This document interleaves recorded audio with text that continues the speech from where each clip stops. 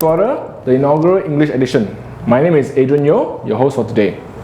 The story begins in 2002 when our Defence Ministry purchased 2 units of Scorpene submarine. With us today, we have YB William Leong, lawyer and also Member of Parliament of Selayang. We have Cythia Gabriel, the Director of Suaram. With us today, we're going to discuss and dwell more about what's happening in the French courts and how is it implicated to the Malaysian public.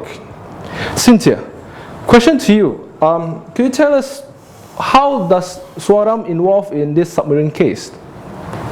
Well, thank you very much for having me on this show today.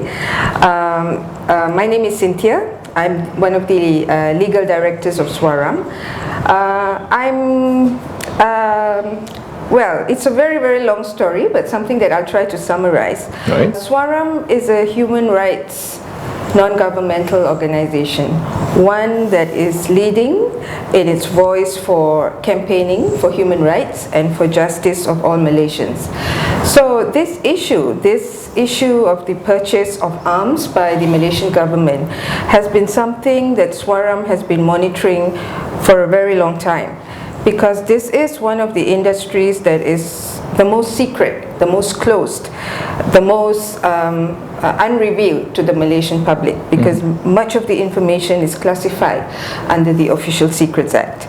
We've also monitored the trial of the Altan Tuya Sharibu murder, and that further strengthened our resolve in actually trying to poke some answers to so many questions that have arisen as a result of the purchase of these 2 submarines.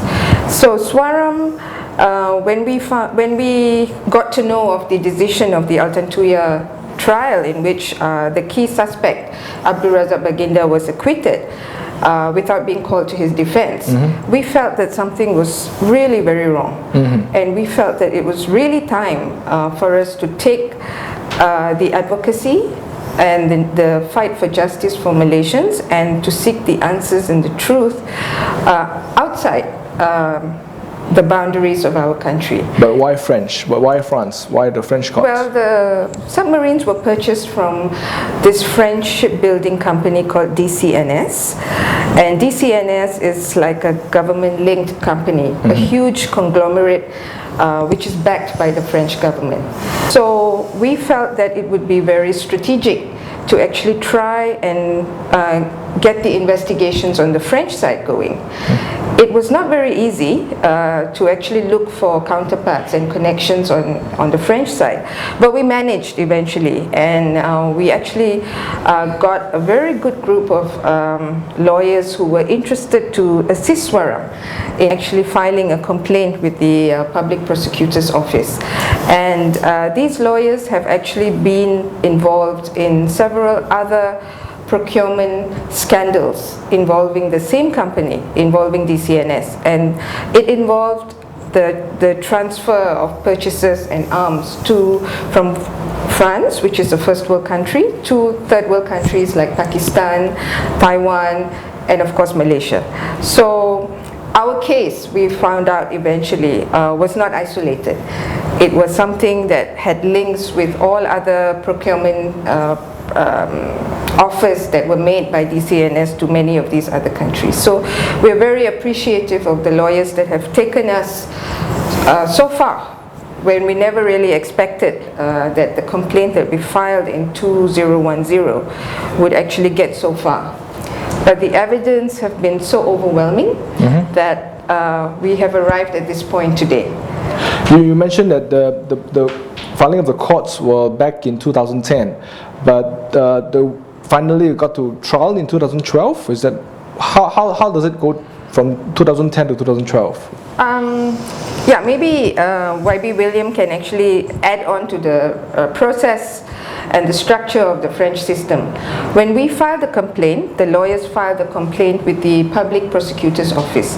Now, this is the first preliminary level of investigations, which is in almost all cases, it's a closed investigation. It's an investigation to look and investigate whether there is prima facie evidence, overwhelming evidence that may suggest the need for an open trial. And so in the French system, when it goes to the open courts, it gets preceded and supervised by an instruction judge. And the instruction judge is the one that has the power, greater powers than the prosecutor himself, to actually call on witnesses to answer to the many questions. So this is what we're looking forward to, that the information, the investigation papers, and the very, very complicated scenario, both in France and in Malaysia, will finally come to light with the opening of the trial in France. And we got to learn that the inquiry was actually registered in the French tribunal on the 16th of March 2012. Okay. YB, this company, before it was named Amarist, and was changed its name to DCNS. And it has a 350 years of history in the naval shipbuilding industry. How does DCNS involved in this case? Well, as you have said, DCN is a very old company, and over time it has been changing its name. But what is interesting for a lot of people to know is that there appears to be a method in how they go about selling their products. Their products are submarines, battleships, frigates, even the aircraft carriers. And as we all know the story of Autan Tuya, it sounds like a James Bond movie. Pretty girl, there's an affair, then there is an espionage in the sense that it involves the submarines and weapons. But it always begins with a body being found. In this case, we have the body of Autan Tuya. And then we have two policemen who are then charged together with Razak Baginda, who, as we all know, is the advisor of our present Prime Minister. He was the third accused. We have the other two policemen, and I think one of the strange things for all Malaysians to note is until today, no one knows what the two policemen looks like. Every picture that we see have them with their face covered. So if they are going to be sitting next to you, you won't know also. So these are one of the strange things that we are seeing in this trial of Autan Tuya's murder. And at the High Court, Baginda was acquitted. Our prosecution did not appeal. The two policemen's appeal is now coming up. There will be a case management to fix the date in a week's time. If we accept the fact that it was not Baginda, then who is the person that ordered the two policemen to commit the murder? As the two policemen have said in the court, they did not know Autan Tuya from Adam or Eve. There was really no reason for the two of them to kill her. So they were definitely acting under instructions. Somebody's instruction. The question is who? If it's not Baginda, as the High Court say, then that killer is walking in the streets. And I commend Suaram for taking up the case to find out the truth. And I'm sure that all Malaysians who are interested in justice, who is interested in how our money is spent, would want to know the truth. Our courts, as you can see in Autan Tuya's case, have decided that it is not Baginda. Various calls have been made over the years for investigation into the corruption with MACC and the police. Nothing has happened. So we are very happy that Suaram have decided to take it up in France, and we are even happier to find that the French courts have decided to move. I think at the end of the day, whether the French courts proceed or not, or the Malaysian courts proceed or not, it is up to the people, Malaysians and the people of France and the world, to decide on the facts. And so the method of DCN as to how they go about in selling their weapons become interesting. Yep. We have the case of Karachi. In Karachi, you not only have one body, you have 14 bodies. There was a bomb blast. 14 people were killed, including 11 French engineers. At that time, the investigation was whether it was an act of terrorism by Al-Qaeda. The French courts went in to investigate, and they found out that it was because of illegal kickbacks. The French had promised the someone in the Pakistani authorities that they would be paid a commission. It was not paid, and because of that, there was the bomb blast. Isn't this very similar to the case in Malaysia that you just mentioned?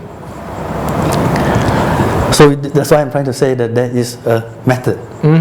You have the C4 and Altantuya, you have a bomb blast and 14 people were killed. Exactly. And who was negotiating the deal?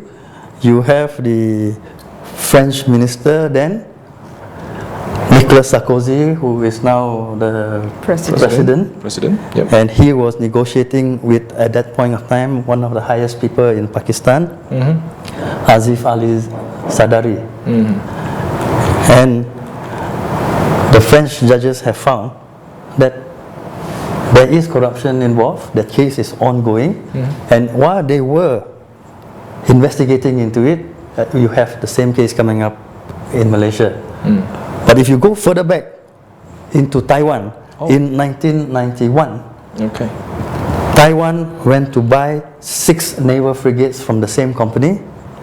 Just last year, the courts have ordered DCN to pay back 860 million taken in bribes back to Taiwan.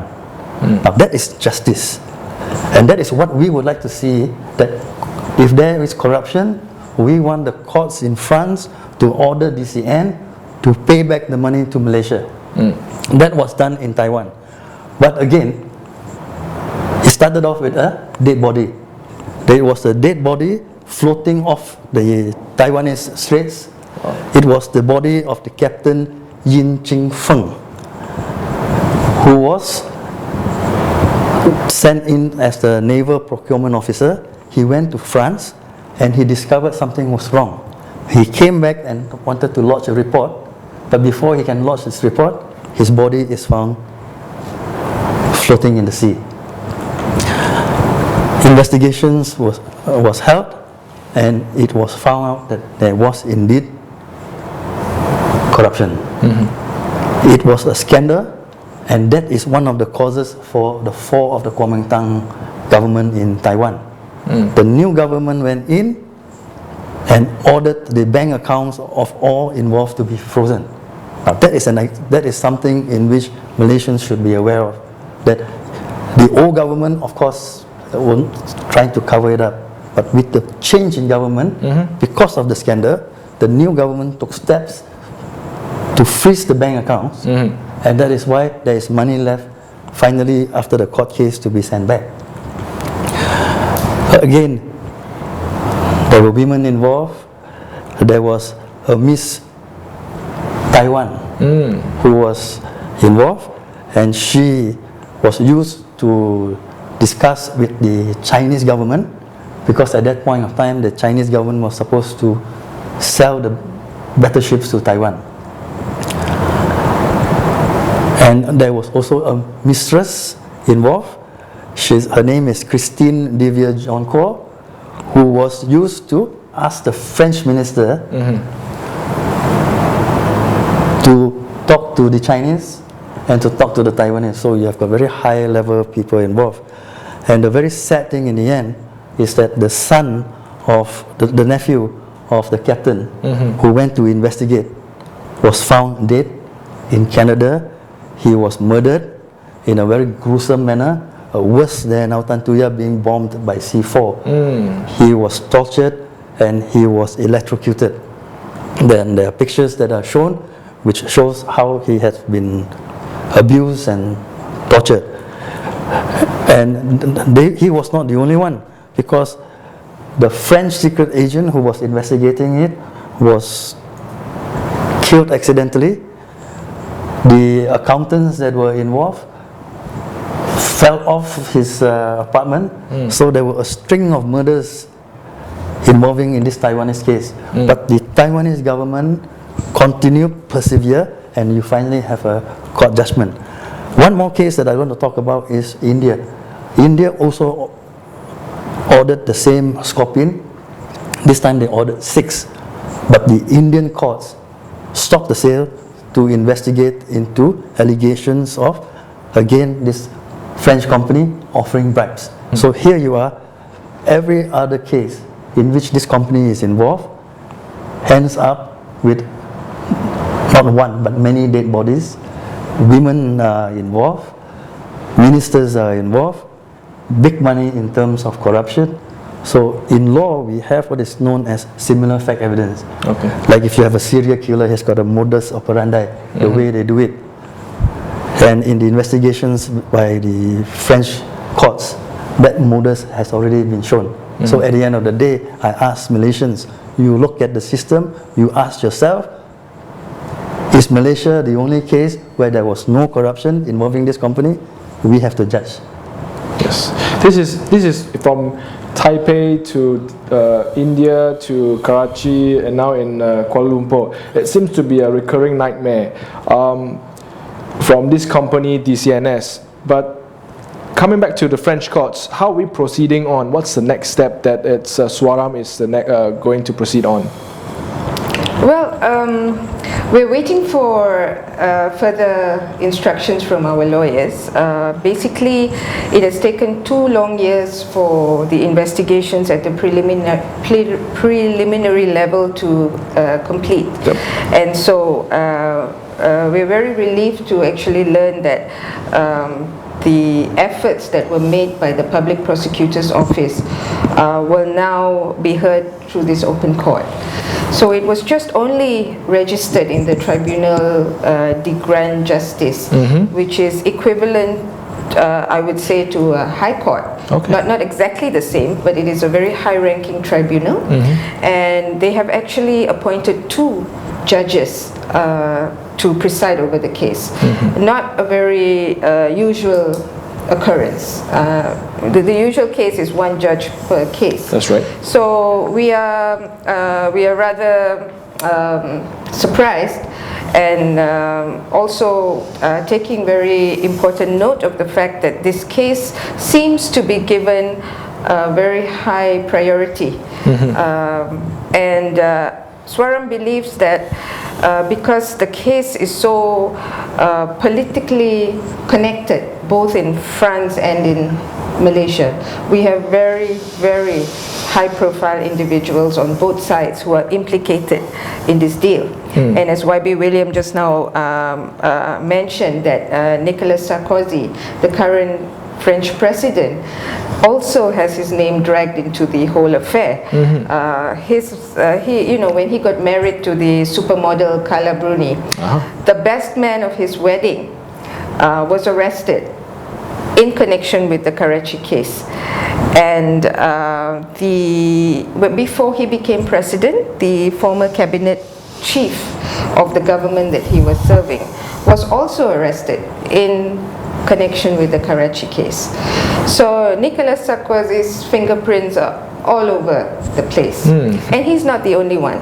The former French president, Jacques Chirac, is also very much implicated, because it was during the coalition government in which Chirac was heading that the deal was actually signed in 2002. So that's on the French side, and very interestingly, the French are actually having a presidential election on the 22nd of April, probably even before our surprise election is going to be called. We still don't know the dates, but we know it's going to be very soon. And so it is by, I think, no real coincidence that the case was actually opened weeks and months before the elections take place in both countries.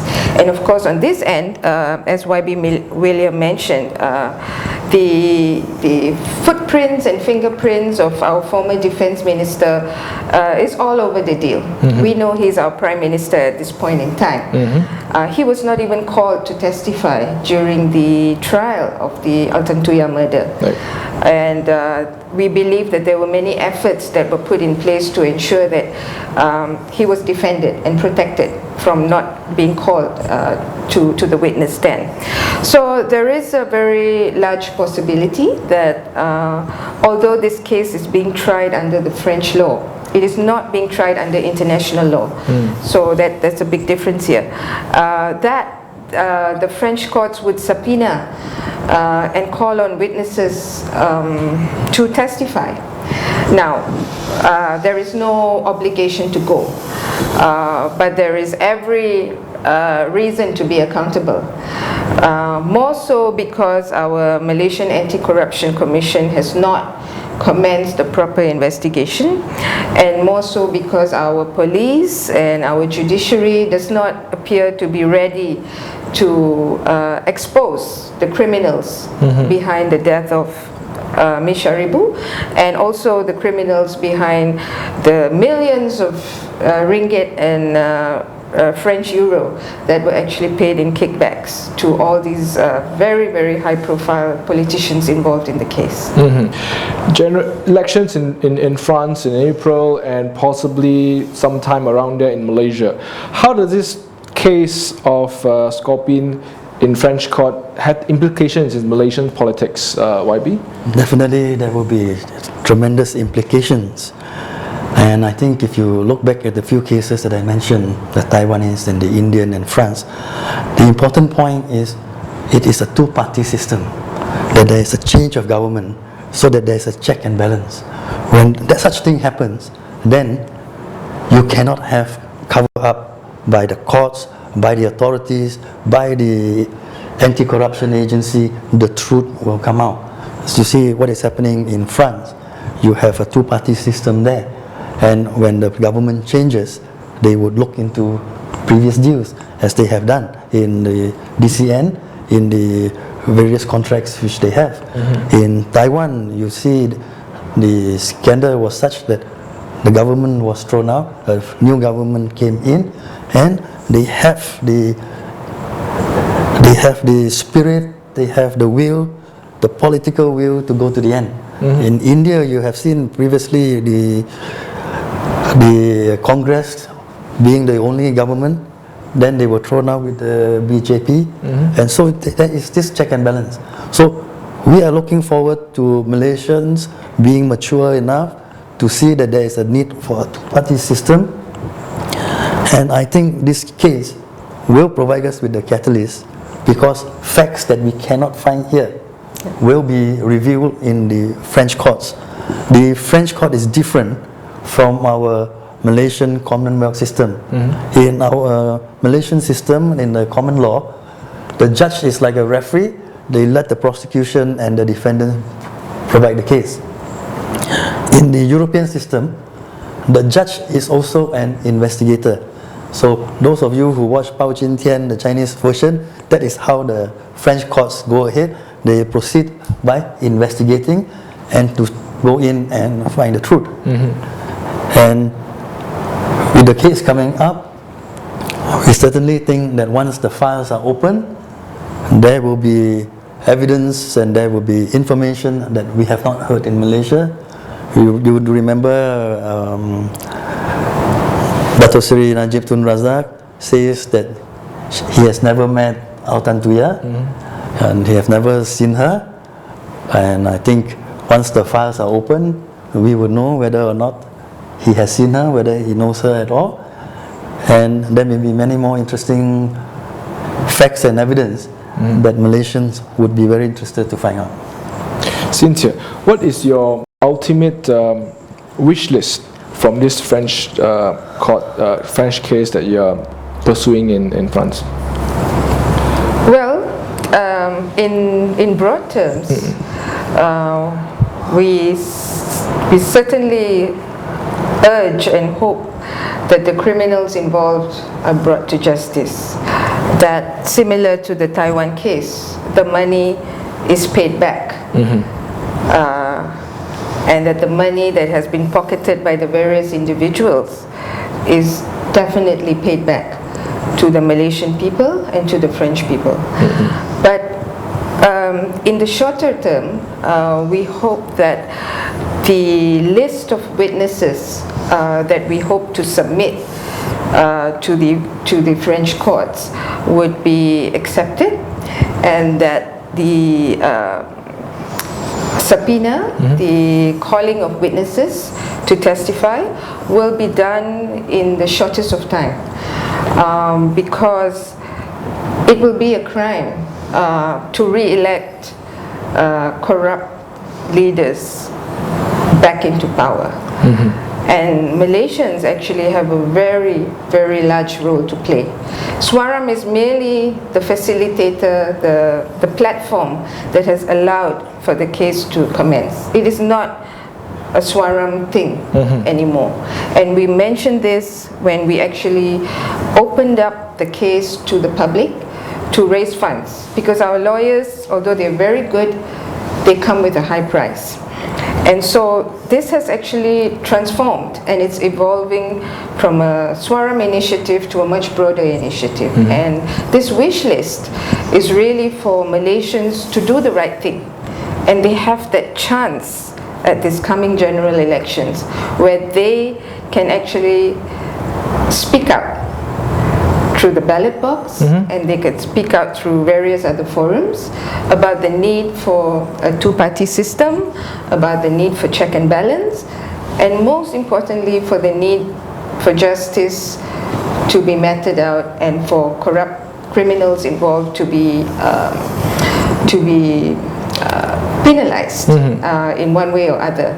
So although we have been warned many a time that this is going to be a very, very long drawn affair, we really hope that that things will transform as quickly as possible, because the French people and the Malaysian people will have this huge opportunity to decide on what kind of governance they want. One that is open and accountable, or one that is corrupt and operates almost like a secret society. I totally agree with what Cythia said just now, that at the end of the day, it's up to the people, the Malaysians, the voters, to decide what kind of government they want and what kind of a prime minister do they want. There is this cloud that has been hanging over Najib Tun Razak's head from the beginning, yet he has been made the prime minister. If you look at the United States, you look at Edward Kennedy, because he had the accident, he may have been a very suitable president for the USA, but he never made it because the public would not accept it. So at the end of the day, is whether our Malaysian public would show the same kind of wisdom. At the end, we get the government that we want. Thank you, YB. 10 years on, since 2002, the sale of Scorpene to the Malaysian government may not be so romantic anymore in the city of Paris. Will we see the truth in the trial, or will we see more scandalous, more cover-ups? We'll just have to wait and see when the court reopens. Here we'd like to thank you again, YB William Leong, lawyer and also Member of Parliament Selayang, Cythia Gabriel, Director of Suaram. Thank you so much for coming to the show. And this is Rakyat Bersuara, the English edition. We'll see you next time.